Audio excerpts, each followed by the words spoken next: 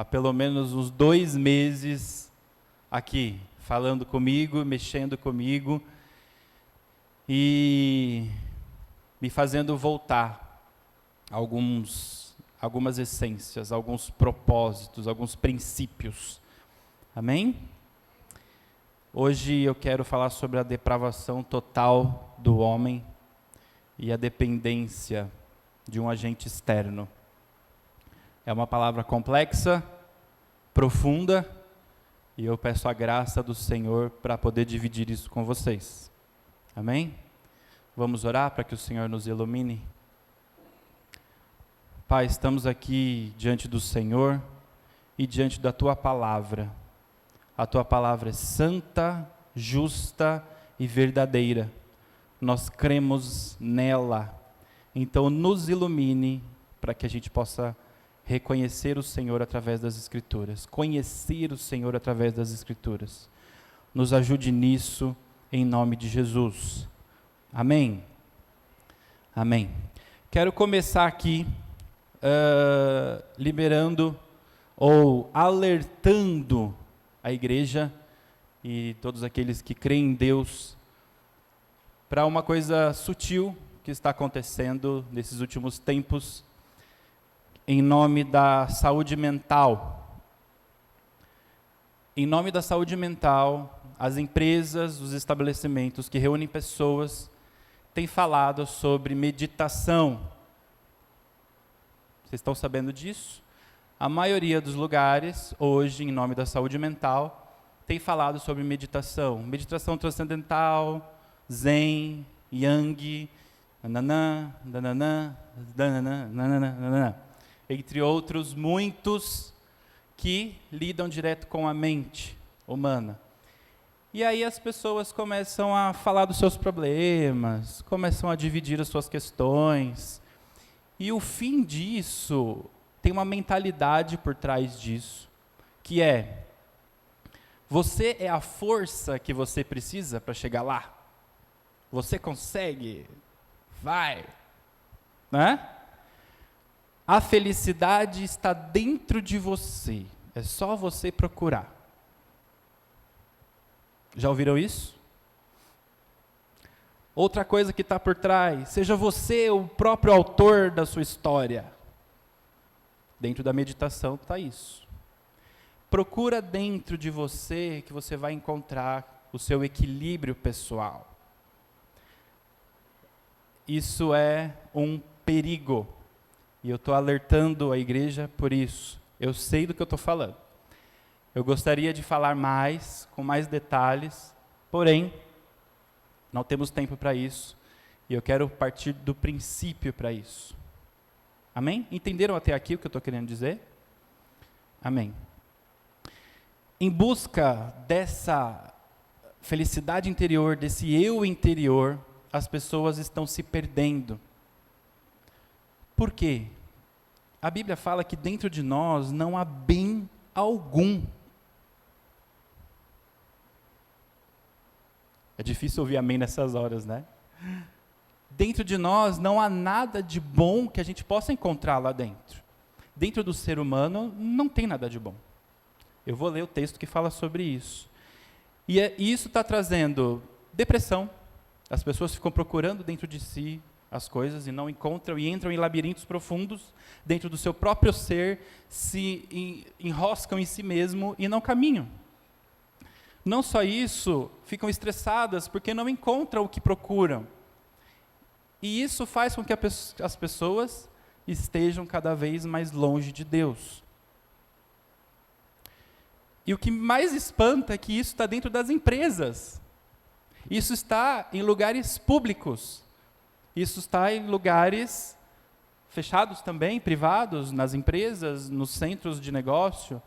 Existem mestres de guia, de mentalização, de meditação guiada.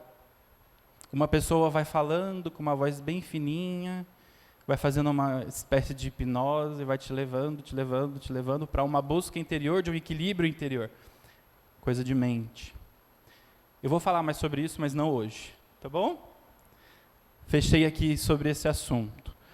Só para justificar isso, Colossenses 2, versículo 8 diz: cuidado com as filosofias e as vãs sutilezas. É um alerta, é cuidado com as filosofias e as vãs sutilezas. Amém? Amém. Irmãos, como eu disse, dentro de nós não há nada de bom. Nós precisamos de um agente externo. Nós precisamos de alguém que venha por nós. O ser humano não tem capacidade suficiente de viver se não tiver um agente externo. E falando sobre esse agente externo, a gente precisa encontrar esse agente externo, que eu vou dar o nome dele já já, se vocês já não pensaram quem é. Precisa ser alguém que entende do ser humano. Não é o médico entende de doença. Não é o psicólogo entende de doenças psicológicas. Não é o professor que entende de desenvolvimento humano. É aquele que criou o ser humano. Célula por célula, neurônio por neurônio, tecido por tecido. Amém? É esse que a gente precisa procurar para saber dos problemas humanos. Eu trabalho com neurociência, vocês devem saber disso. E quanto mais eu estudo, mais eu fico impactado com a grandeza que Deus é. Irmãos, é coisas minúsculas que se não funciona, não funciona. Se um neurônio deixar de funcionar, um corpo inteiro pode parar. E um neurônio é minúsculo, não dá para ver, não dá para a gente ver. A gente precisa de um microscópio para encontrar, e ainda assim, ele tem que estar ativo para poder ver. E qualquer conexão que não é feita corretamente, o corpo não funciona. Os cromossomos não vai, não dá certo, não acontece a vida. Quem é que faz isso? Quem é o autor disso? Quem é esse agente externo que nós, ser humano, precisa convidar para participar das nossas vidas? Ou melhor, para nos dar vida. Amém? Posso responder já quem é? Preciso responder quem é? É o Espírito Santo de Deus, que vem habitar em nós através da obra redentora de Jesus Cristo. Não há outro, não existe outro. O meu amado é o mais belo entre milhares e milhares. Eu estou falando de Jesus Cristo. Isso que a gente acabou de cantar. Foi Ele quem ligou a ponte. Não existe outro. E dentro das meditações que eu estava falando, existem outros nomes. E esses outros nomes, me perdoem, mas não resolve o nosso problema. Amém? Amém. Vamos lá, Romanos 7. Eu vou ler Romanos 7 e vocês vão entender melhor o princípio do que eu estou querendo trazer. Isso que eu falei até agora é o que está por fora, é o que a gente está conseguindo ver, o que a gente está conseguindo identificar, né? Olhando. Mas Paulo traz aqui no capítulo 7 algo muito forte, muito pesado, e a gente precisa compreender isso, senão a gente não tem parte com Deus. Amém? Então eu vou ler a partir, você pode ler em casa do 7, que tem um exemplo muito legal, mas eu vou ler a partir do versículo 7. Então, Romanos 7, versículo 7. Que diremos, pois? É a lei pecado? De modo nenhum. Mas eu não teria conhecido o pecado, senão por intermédio da lei. Pois não teria eu conhecido a cobiça, se a lei não dissera, não cobiçarás. Mas o pecado, tomando ocasião pelo mandamento, despertou em mim toda sorte de concupiscência, porque sem lei está morto o pecado.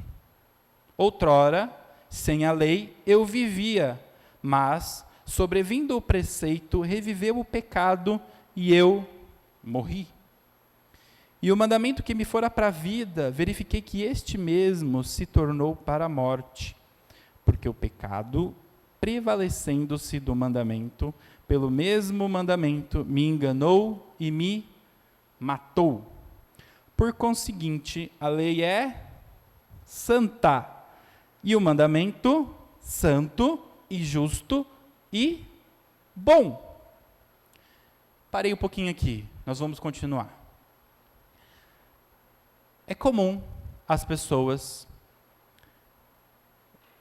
que vivem hoje ter um pensamento da seguinte forma: menos lei, menos pecado, mais livre eu sou. Já ouviram isso? Para que eu vou para a igreja? Para que eu vou saber de pecado? Para de falar sobre isso. Nem fala de pecado, porque eu não quero nem chegar perto disso. Sai para lá com isso. Sai para lá com essa lei que diz que eu não posso cobiçar. Sai para lá com essa lei que eu disse que eu não posso matar, que eu não posso prostituir. Não quero essa lei. Quero viver livre. Já ouviram isso? Isso é um engano profundo.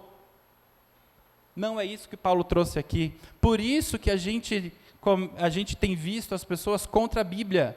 Porque a Bíblia mostra a lei. A Bíblia revela a lei. Sim ou não? Nós vivemos na lei. Né? E as pessoas querem tirar a Bíblia de foco. Para que lei? Eu quero ser livre, liberdade. E fica sufocado. Isso é engano. Nós precisamos da lei para saber o que é pecado, para poder ter vida. Para a gente mudar o curso. Mas vamos continuar, porque Paulo não termina tão bem assim. O capítulo 7. Vamos lá. 13, versículo 13. Acaso o bom se me tornou em morte? De modo nenhum, pelo contrário. O pecado pode revelar-se como pecado por meio de uma coisa boa. Causou-me a morte a fim de que, pelo mandamento, se mostrasse sobremaneira maligno. Porque bem sabemos que a lei é espiritual. Eu, todavia, sou carnal. Aí começa um problema grande. Vendido à escravidão do pecado, porque nem mesmo compreendo o meu próprio modo de agir, pois não faço o que prefiro, e sim o que detesto. Ora, se faço o que não quero, consinto com a lei que é boa. Neste caso, quem faz isso já não sou eu, mas o pecado que habita em mim. Porque eu sei que em mim, isto é, na minha carne, não habita bem nenhum. Pois o querer o bem está em mim, não porém o efetuá-lo. Porque não faço o bem que prefiro, mas o mal que não quero, esse faço. Mas se eu faço o que não quero, já não sou eu quem o faz, e sim o pecado que habita em mim. Então, ao querer fazer o bem, encontro a lei de que o mal reside em mim. Porque no tocante ao meu interior, tenho prazer na lei de Deus, mas vejo nos meus membros outra lei, que guerreando contra a lei da minha mente, me faz prisioneiro da lei do pecado que está nos meus membros. Desventurado o homem que sou, quem me livrará do corpo dessa morte? Parei. Eu já vou para o último versículo, mas vou parar aqui. Irmãos, vamos pensar no contexto um pouquinho. Os judeus, para quem Paulo está falando aqui, Paulo está falando com os judeus aqui. Está falando com as pessoas ali. E o judeu, ele tinha um prazer enorme na lei. Eles carregavam a lei com eles. Era muito forte a lei naquele contexto. Porque eles se achavam o povo escolhido, como era mesmo o povo escolhido, o povo de Israel escolhido. Eles carregavam a lei de Deus. Só que eles achavam que aquela lei que eles carregavam era possível de ser vivida. E Paulo está dizendo aqui, não é possível. Não é possível. Vocês podem fazer tudo certinho, ponto a ponto, passo a passo, mas vocês não vão conseguir. Por quê? Tem a carne de vocês. Falta a lei do Espírito. Falta algo. A sua carne quer fazer uma coisa e a lei diz, não, não pode fazer. Então a lei, ninguém é justo. E quando Paulo fala que ninguém é justo, ele não está dizendo que ninguém se esforça para ser justo. Esse pessoal aí, se Deus procurar, não tem nenhum justo. Não é assim que Paulo está falando. Paulo está afirmando, é uma verdade. Ninguém é justo. Nenhuma carne é justa. Nós somos totalmente dependentes de alguém. Se a gente viver sem esse agente externo, a gente não passa de ninguém, de nada. Mortos em nossos delitos e pecados, debaixo de uma lei castradora que não funciona.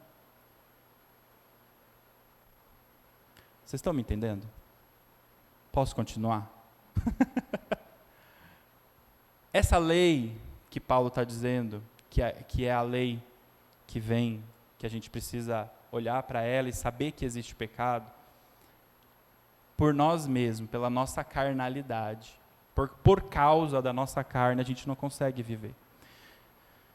E às vezes a gente justifica os nossos pecados, o nosso cai e levanta, pequei hoje, não peco amanhã, despeco na terça, sabe?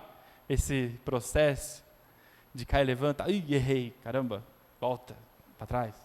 A gente justifica com isso. Deus, eu tento, eu quero, mas tem uma força, o pastor Euclides já falou sobre isso, tem uma força dentro de mim que vai além do que eu não consigo.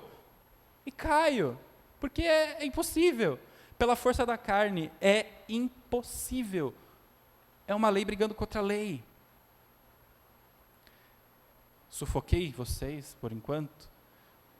Isso aqui, gente, não é fácil de entender. Isso aqui é duro da gente entender. A gente não quer afirmar isso, a gente não quer dizer que nós não somos nada. A gente não quer, a gente quer falar, não, a felicidade está dentro de nós. A gente quer, não, eu vou ser vitorioso. A gente não quer isso. Mas a lei, e o que o Paulo está dizendo é, meus amigos, não há bem nenhum em vocês. Paulo parece falar isso meio angustiado, porque se a gente analisar o texto, tem poucas vírgulas, e ele parece que vai soltando assim, né? Paulo, ele falava meio assim, não é essa lei, é outra lei, Só que ele termina, desventurado homem que sou. Ele reconhece, miserável homem que sou. Quem me livrará do corpo desta morte? Se a gente parar aqui, a gente vai continuar como desventurado homem que sou. E ficar morto, e ficar buscando dentro de si mesmo uma resposta. Mas o versículo 25 e o capítulo 8 nos dá uma solução fantástica. Graças a Deus pela Bíblia. Né? Vamos ler então? Vamos para a solução de tudo isso? Graças a Deus por Jesus Cristo, nosso Senhor, de maneira que eu de mim mesmo, carnalmente, sou escravo da lei de Deus, mas segundo a carne, da lei do pecado. Então o meu homem interior é escravo da lei de Deus, a minha carne é da lei do pecado. Tem duas leis brigando aqui dentro. E aí, não para no capítulo 7. Promete para mim nunca mais parar no capítulo 7? Passa para o capítulo 8, por favor. Na hora que você pensar no pecado, na hora que você pensar em, meu Deus, está muito forte isso dentro de mim, vá para o capítulo 8, que diz, agora, pois, já nenhuma condenação há para o que estão em Cristo Jesus, porque a lei do Espírito da vida em Cristo Jesus te livrou da lei do pecado e da morte, Porquanto o que fora impossível à lei, no que estava enferma a carne, isto fez Deus, enviando o seu próprio Filho em semelhança de carne, pecaminosa, no tocante ao pecado, e com efeito condenou Deus na carne o pecado, a fim de que o preceito da lei se cumprisse em nós, que não andamos segundo a carne, mas segundo o Espírito. Irmãos, me ajuda aqui. Jesus Cristo precisou vir em carne, entender o que é essa lei, essa força que briga com a gente, para nos dar a condição de vida. No seu homem interior não tem felicidade alguma. Precisa de alguém que entende de felicidade. Precisa de alguém que entende do ser humano para habitar dentro de você. Aí sim você vai entender o que é felicidade. Jesus precisou vir nessa terra. Deus enviou o seu Filho, o único que ele tinha, o mais belo entre milhares e milhares, o justo, não o justificado, o justo, veio para nos justificar. Eu não conheço nenhum outro Deus que fez isso. Alguém conhece? Eu não conheço nenhum outro Deus que, quando eu estava lá no quarto chorando pelas minhas dificuldades, pela minha falta de existência, pela minha depressão, pelas minhas angústias, não conheço nenhum outro Deus que veio e falou: eu posso resolver o seu problema. Ele veio e me resgatou. Fez isso com você também? Para quem está ouvindo em casa, não existe meditação suficiente que pode te tirar da depressão. Não existe respiração. Existe um Deus que morreu a sua carne para te salvar. Irmãos, eu tenho convivido com algumas pessoas que têm muita dificuldade com isso. A gente fala de Jesus, não, mas eu faço tal coisa, tal coisa, tal coisa. A gente fala de Jesus, olha, Jesus é a pessoa que resolve isso. Não, mas não querem saber de Jesus. Eu falo, Senhor, isso se cumpre aquela palavra que diz que o Senhor veio e nem todos quiseram, né? Será que é por isso? Está buscando dentro de si, dos seus labirintos, uma resposta. Irmãos, nós temos a lei do pecado em nós.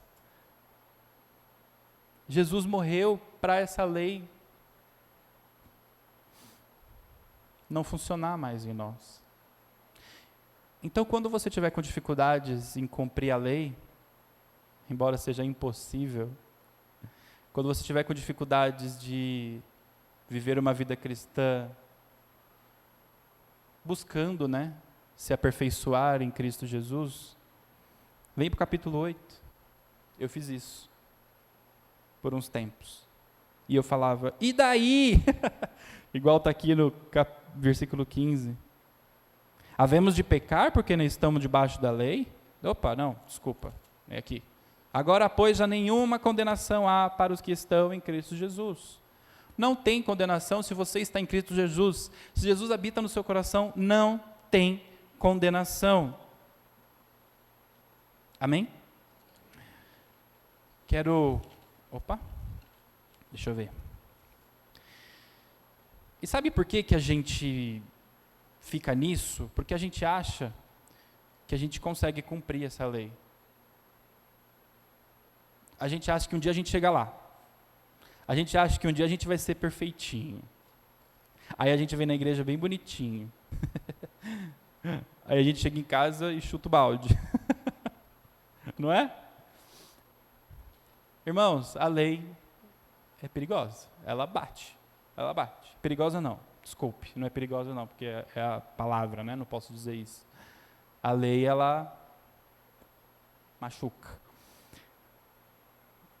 Mas amém que foi isso, senão Jesus Cristo não teria vindo. Não ia precisar.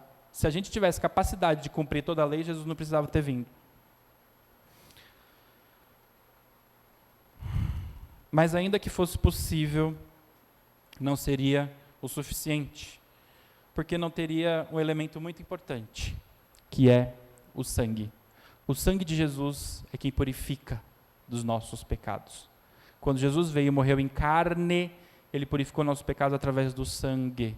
Condenou na carne a lei e o sangue nos purifica. Morreu por nossos pecados e para nos salvar, ele ressuscitou. Tem um segundo passo. Esse é o princípio. Essa é a base. Yes. Eu já falei isso, mas eu vou repetir. A resposta não está dentro de você. Precisamos urgentemente de um agente externo. Já falei de Romanos 8. Caminhando para o final, eu quero compartilhar com você dois testemunhos. Um testemunho da minha esposa, que vocês conhecem, a Flávia. Todos sabem que o nosso começo de relacionamento, a Flávia veio de uma família, está aqui, os pais dela, graças a Deus. Uma família estruturada, respeitada, que viveu sempre bem, buscando, né, os seus valores, tentando educar a Flávia da melhor maneira possível, fazendo de tudo por ela e pela sua família, e enfim. Não tem erro nenhum nisso, isso é ótimo, todo mundo quer isso, o mínimo de moral. E quando eu comecei a pregar o evangelho para Flávia e eu orava ao Senhor, eu falava: Senhor, que não seja eu, mas seja a tua palavra, que não seja os meus pensamentos, mas que seja o Senhor. Nós orávamos por isso. E bem no comecinho mesmo, ela chegou para o pai e falou assim, eu não lembro, não sei o contexto ali da coisa, e falou assim para o pai: pai, tudo que eu vivi agora não valeu de nada.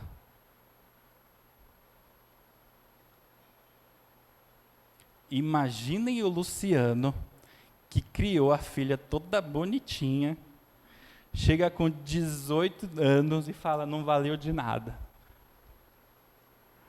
Eu não sei o que eu faria. Eu acho que eu saía de tudo. Imaginem isso. Chora. Irmãos, o coração da Flávia não estava ingrato. Não era ingratidão. Ela entendeu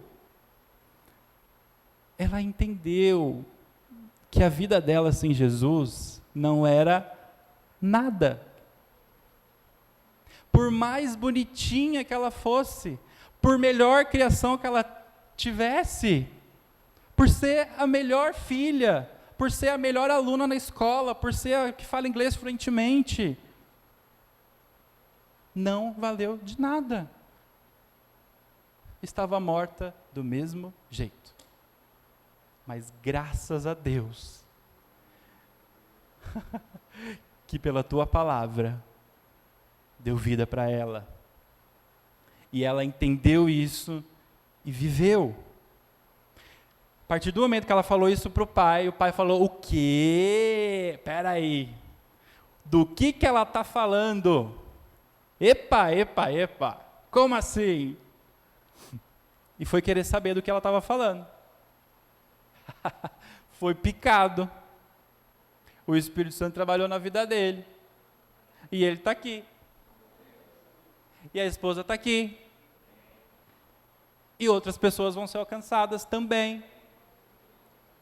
Porque ele quis saber o que é esse negócio de não valeu nada. Como assim? Valeu. É uma pessoa decente. Mas não tinha Jesus. Não vamos nos vangloriar naquilo que nós construímos, vamos nos vangloriar de ser pertencentes a Jesus Cristo. Amém? E ele está aqui, glorificando, exaltando, crescendo em Deus. Incrível o que Deus está fazendo na vida do Luciano e da esposa. Eu sou testemunha. E eu estou vendo. Não é para orgulho não, tá bom, sogro? É a graça do Senhor que está sobre você. Amém? Deus está fazendo sim. E um segundo testemunho que eu gostaria de compartilhar é de uma pessoa que participou de umas aulas online com o Pedrinho, no qual eu fui o mediador online. ajudando ali na tecnologia, né? E o Pedrinho pregou e foram algumas aulas falando sobre mais ou menos esse assunto que nós estamos falando sobre o princípio da fé cristã. E na sexta-feira ela mandou uma mensagem para ele e ele compartilhou comigo. Eu vou ler na íntegra as mensagens da pessoa. Ela chama Michele, ela falou que eu podia compartilhar. E pode ser que ela esteja ouvindo, enfim. Boa tarde, pastor. Estou muito feliz hoje. Fui levar o meu filho no parque e acabei conversando com uma moça. No decorrer da conversa, para resumir, ela acabou de ter problemas com um filho pequeno, não quero abrir isso, problemas, e já teve um passado na igreja. E hoje está desviada. E nisto ela se abrindo, eu pude falar de um Jesus para ela, que antes de tudo quer fazer parte da vida dela. Pela primeira vez eu não apresentei um Jesus curador, resolvedor de problemas, que não seja resolvedor de problemas, não que ele não seja, mas em primeiro lugar apresentei um Jesus que nos amou, que está em primeiro lugar interessado na nossa salvação, na salvação de seu povo. Daí, um homem, ouvindo a conversa, voltou e pediu oração. Pelas suas questões também, aposentadoria, seus filhos, saúde. Eu fiz da mesma forma. Falei que Jesus pode tudo isso. Jesus poderia resolver tudo isso. Mas, antes ele quer que você entregue sua vida a ele. Oramos e ele recebeu Jesus. E depois orei pelos seus filhos perdidos. E aí depois ela terminou agradecendo o pastor. Quando a gente apresenta Jesus, a gente não pode apresentar um Jesus resolvedor de problemas. Ele pode resolver problemas. Jesus cura. Amém? Jesus traz o filho perdido de volta para casa. Jesus salva o drogado. Resolve. Resolve o problema de prostituição? Resolve. Tudo isso.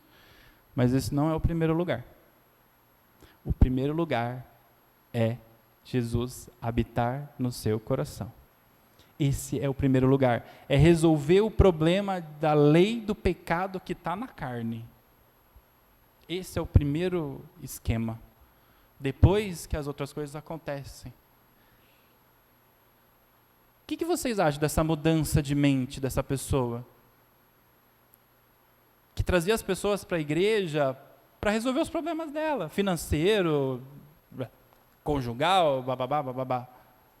E ela mudou. Não. Jesus quer habitar no teu coração. As outras coisas eu acrescento. Amém? Glória a Deus. Terminando aqui. O pastor Euclides falou 2 semanas antes do pastor Joel sobre apostasia, não falou? Irmãos, eu confesso para vocês que eu fiquei com medo. Desculpa, pastor. Eu falei, meu Deus, é o fim. E o que ele está falando é verdade. E isso me deu uma angústia. Falei, Deus, não pode, isso é coisa da minha cabeça. Eu não posso ter angústia, porque a Bíblia fala, não vos ansieis por coisa alguma. Não se preocupe. Amém? Eu falei, não, calma, peraí. E hoje eu penso o seguinte, ele está falando sobre a apostasia da fé, ok? Qual que é o caminho contrário para a não apostasia da fé? É a mesma coisa de muitos anos atrás. Da mesma forma que veio os anos 80, os anos 70, com aquele movimento de gurus e tudo mais, que todo mundo achava também que era o fim. Da mesma forma que os nossos irmãos daquela época fizeram, a gente tem que fazer hoje. Negar-se a si mesmo, tomar a sua cruz e seguir em frente. Negar os nossos próprios pensamentos, negar as nossas próprias opiniões. Nós não temos que ter opinião, nós temos que falar de acordo com o que a Bíblia diz. Ah, mas eu acho que... Não, nós não achamos que. A Bíblia diz que. Estão me entendendo? existe um princípio, existe uma palavra, existe. A solução do homem existe, sim. E o fim está aí, já direcionado pela palavra. A palavra está dizendo que vai ter o fim. Só que mais legal disso é que no fim Jesus vai ser vencedor. Eu já sei o final. A Bíblia está dizendo que o final Jesus vai ser vencedor. Então, não tem que se preocupar com a tribulação, com pós-tribulação. Amém, vamos ter conhecimento, vamos conhecer, vamos saber. Glória a Deus por isso. Precisamos, para a gente também não se perder. Mas o final, o depois de tudo isso, é Jesus descendo em glória, resgatando eu e você, e a gente vivendo no céu. Yes! Jesus não veio para resolver o problema, mas Ele veio para te dar vida. E aí eu finalizo aqui. Falo como homem por... Opa, desculpa. Esse vento está virando minha Bíblia, aí eu me perco. Romanos 8:5. Porque os que se inclinam para a carne cogitam das coisas da carne, mas os que inclinam para o Espírito cogitam das coisas do Espírito. Porque o pendor da carne dá para a morte, mas o do Espírito para a vida e paz. Quer ter paz? Está atribulado aí o negócio? Está difícil? Está difícil com o filho, com o pai, com o neto, com o genro? Quer ter paz? Inclina para as coisas do Espírito. Você vai ter vida.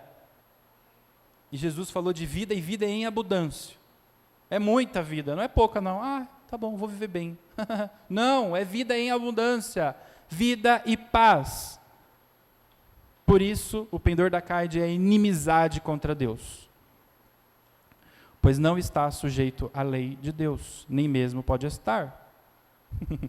Portanto, os que estão na carne não podem agradar a Deus. Amém? Espero que vocês tenham compreendido o que é essa luta. Eu tenho lutas, sim. Às vezes a carne, ela quer tomar o lugar que não é para ela tomar. Né?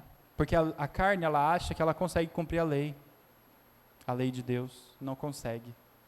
A carne não consegue. E para ir um pouco mais fundo, não é só a carne.